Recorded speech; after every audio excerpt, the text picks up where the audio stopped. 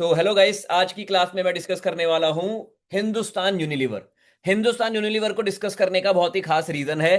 पहला तो ये भी यार कि हिंदुस्तान यूनिलीवर हमारी एनवेलप स्ट्रेटेजी को बहुत ज्यादा रिस्पेक्ट करता है। That is first point.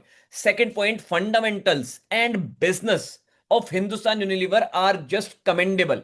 मतलब एक हाथ से नहीं, दोनों हाथों से सल्यूट करना चाहिए। उस लेवल के खतरनाक फंडामेंटल्स हैं हिंदुस्तान यूनिलीवर कंपनी के। इसका नाम में ही हिंदुस्तान है, लेकिन कंपनी हिंदुस्तान की नहीं है, कंपनी बाहर की है। बस पता होना चाहिए आपको ये। तो चलते हैं हिंदुस्तान यूनिलीवर कंपनी में। 5 लाख करोड़ की कंपनी का मार्केट कैप है, which means company is a large cap company. इसके बिजनेस को देखने की कोई भी हमें जरूरत नहीं है, फिर भी देख लेते हैं, कोई दिक्कत नहीं है कि कंपनी के क्या क्या ब्रांड है। Again similar to Dabur, home care में है, ब्यूटी वेलबिंग में है, पर्सनल केयर में है, फूड्स में है। ढेर सारे इनके प्रोडक्ट्स हैं। एंड ऑब्वियसली आप ढेर सारे प्रोडक्ट्स इनके यूज करते भी हो, चाहे आपको पता हो चाहे ना पता हो। इनके प्रोडक्ट्स कहाँ गए, 1 सेकेंड, यहीं पे क्लिक करके निकालते हैं। Yes, Surf Excel, rain comfort, active will, sunlight सब इनके ब्रांड है। विम से लेके डोमेक्स, सीआईएफ सब इनके ब्रांड है। मतलब बहुत सारे ब्रांड है। अगर मैं इनकी वेबसाइट पे सारे ब्रांड में जाने लगा तो 1.5 घंटे की क्लास यहीं खत्म हो जाएगी। तो लेट जस्ट से कि हमें हिंदुस्तान यूनिलीवर के बारे में पता है। एक बुक है कॉफी कैन इन्वेस्टिंग, कभी आपने सुना होगा। Coffee can investing, CCI.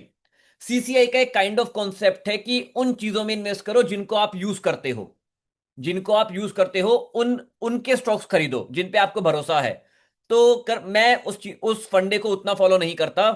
उसके अलावा चलो मैं यूज करता हूं, अलग बात है। उसके अलावा कंपनी ग्रेट भी होनी चाहिए for me to put my money in any kind of company. तो कॉफी कैन इन्वेस्टिंग के बेसिस पे भी डाबर और एचयूएल जैसे स्टॉक्स ऑलमोस्ट सभी मैक्सिमम ढंग के इंडियंस के पोर्टफोलियो में होते हैं, जो थोड़ी बहुत भी ग्रीड नहीं दिखाते हैं, फंडामेंटल टेक्निकल एनालिसिस करके डिसीजन लेते हैं। तो फंडामेंटल एनालिसिस पे अगर मैं देखूं तो बहुत ज्यादा बोलने को मेरे पास नहीं है। पी रेशो स्टैंड अलोन देखने का कोई सेंस नहीं है। 5 ईयर मीडियन पी रेशो, आपको ऑब्वियसली पता है, मीडियन से P current P ratio median से नीचे होगा तभी मैं आपके सामने इसको एज एन अपॉर्चुनिटी प्रेजेंट कर रहा हूं that it's a great stock to study as per the strategy. ROC value 27% है, विच इज जस्ट ग्रेट, खतरनाक आरओसी है इसका। रिटर्न ऑन इक्विटी भी अच्छा है। Sales dot all time high पे हैं, profit dot all time high पे है। आटे में नमक जितना भी प्रॉफिट में कमी नहीं आई है, सब कुछ ऑल टाइम हाई पे है। 5 ईयर सेल्स ग्रोथ 10% मेंटेन है, प्रॉफिट ग्रोथ 9% मेंटेन है, और स्टॉक प्राइस सीएजीआर नेगेटिव है। तो ये अपने आप में अच्छी बात है कि सेल्स बढ़ चुका है, प्रॉफिट बढ़ चुका है, लेकिन स्टॉक प्राइस नहीं बढ़ा, या बढ़ा था लेकिन अभी गिरा हुआ है, मतलब आगे भी बढ़ेगा। ठीक है। रिटर्न ऑन इक्विटी भी ओवर द ईयर्स कंसिस्टेंट अच्छी खासी मेंटेन्ड है। कंपनी के रिजर्व्स ऑल टाइम हाई नहीं, मतलब पहले ज्यादा थे, अभी हल्के से कम हुए हैं। फंड्स इन्होंने इधर उधर एलोकेट किए होंगे इस वजह से। या तो बोराइंग्स कम की होंगी, वो भी नहीं की, हुए गए होंगे पैसे कहीं पे। ठीक है। कंपनी के फिक्स्ड एसेट्स भी लगातार ग्रो कर रहे हैं, they are at all time high. ना यहाँ पे एक इंटरेस्टिंग चीज आप ऑब्जर्व करोगे, फिक्स्ड एसेट्स में there is intangible assets. Intangible asset वो एसेट होते हैं जिन्हें आप ना देख सकते हो, ना छू सकते हो, कुछ नहीं कर सकते। एचयूएल के इंटेंजिबल एसेट में एक बहुत तगड़ा जंप आया था, लगभग 45,000 करोड़ का। ये जंप यूजुअली तब आता है जब कंपनी किसी और ब्रांड को एक्वायर करती है, खरीदती है। जितना मेरे को याद है, इन्होंने पीजीएचएच या पीजीएचएल से हॉर्लिक्स ब्रांड खरीदा था, शायद, जितना मेरे को याद है। तो हॉर्लिक्स ब्रांड खरीदने के लिए, अब ब्रांड के साथ इंप्लॉय तो आते नहीं है, ब्रांड का बस एक नाम आता है कि आज इस तारीख से हॉर्लिक्स एचयूएल बेचेगा। तो वो ब्रांड को एक्वायर करने के पैसे लगते हैं, लेकिन ब्रांड को ना आप प्लांट मशीनरी में दिखा सकते, ना बिल्डिंग में दिखा सकते, ना लैंड में दिखा सकते। तो उस ब्रांड को कहां दिखाया जाएगा? उस ब्रांड को दिखाया जाता है इनटेंजेबल एसेट में, कि ये ब्रांड अपने आप में एक एसेट है, लेकिन उसको बस डिफाइन नहीं किया जा सकता। तो from that perspective intangible asset दिख रहे हैं, लेकिन हमारे लिए इसकी कोई वैल्यू नहीं है।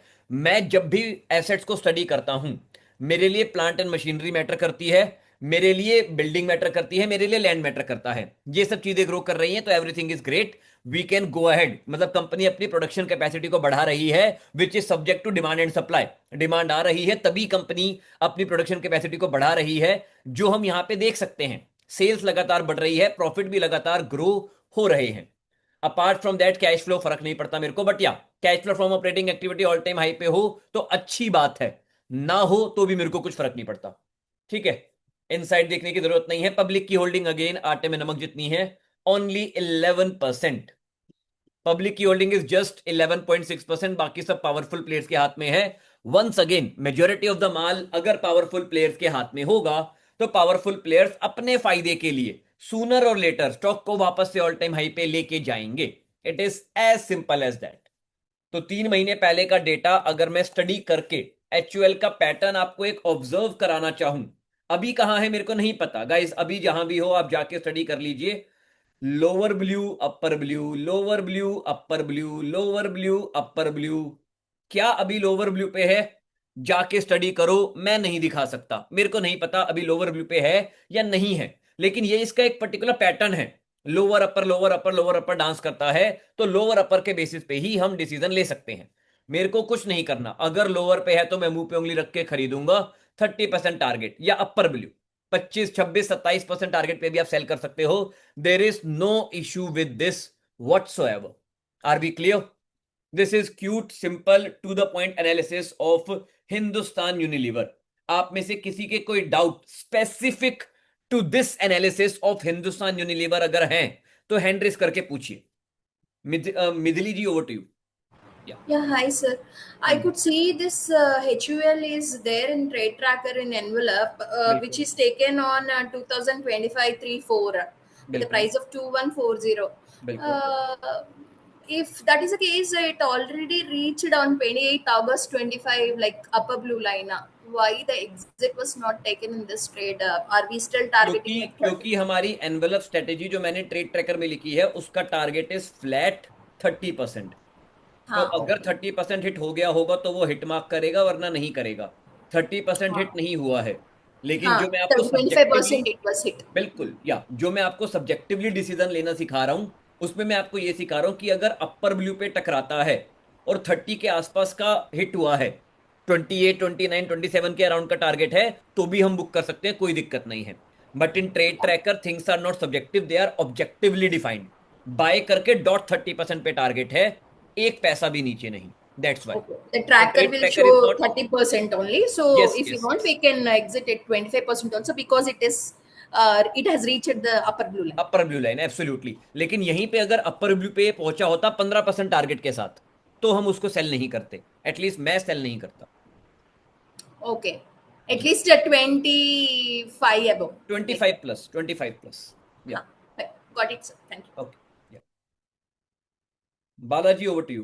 गाइस एक्चुअल पे इतने डाउट कैसे हैं? आई थॉट थिंग्स ऑब्वियस होंगी। बालाजी भाई का सर। भी डाउट है। हाँ जी बालाजी। हाँ सर, मैं आपके वीडियो बहुत फॉलो किए हैं यूट्यूब पे। तो मैं पास्ट वाला एक वीडियो देख रहा था जो कि एचयूएल पे ही था। आपने जी। वीडियो दिसंबर में पब्लिश किया था, वहां पे जब एवरेज पे था एचयूएल का प्राइस 200 डेज मूविंग एवरेज की लाइन पे। अच्छा। तो उस टाइम पे आपने बाय का सिग्नल लिया था। पता नहीं मुझको, बट आपने ऑप्शंस में कुछ तो वहां पे किया था।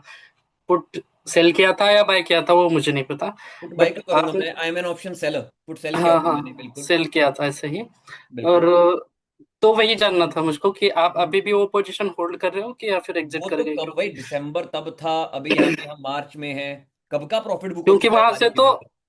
वहां से तो पूरा मतलब नीचे ही चला गया वो प्राइस। तो नहीं, क्या एग्जिट कर पता दिया होल्ड ना। हो रखा हो, देखना पड़ेगा एफएनओ पोजीशंस को, बस। क्या पता होल्ड हो, रोल ओवर करते रहता हूं मैं।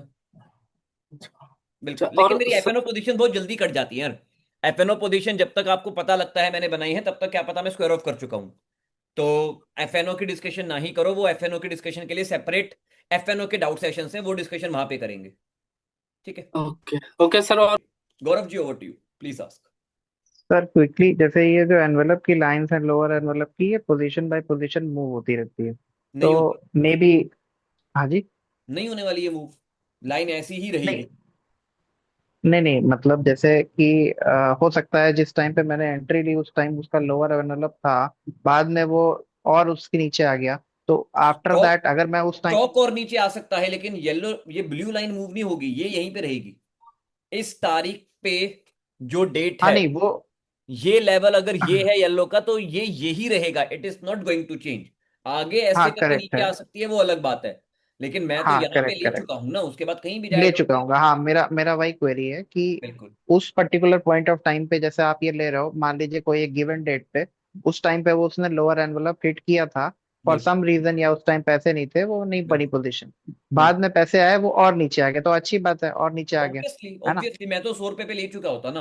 मेरे को ले अगर चुका मिल होता रहा है तो तो अच्छी बात है, ये तो मैं लूंगा। अब इस केस में अभी वो लोअर ब्लू भी चेंज होगा और अपर ब्लू भी चेंज हो जाएगा।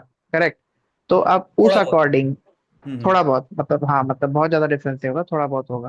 तो बिल्कुल।